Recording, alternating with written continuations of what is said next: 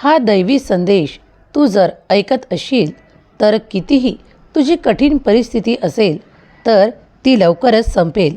बाळा, काही गोष्टी या रात्रीतून संपतील, कारण तुझ्या देवाचा आशीर्वाद तुझ्यापर्यंत आला आहे. तुझ्या शक्यता वाढवल्या जात आहे.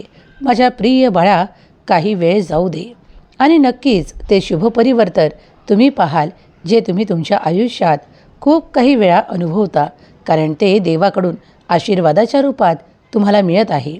जो कोणी तुमचा विरोध करतो त्याला सांगा की माझा देव माझ्यासोबत आहे. जेव्हा मी निर्णय घेतो तेव्हा देव मला मदत करतो.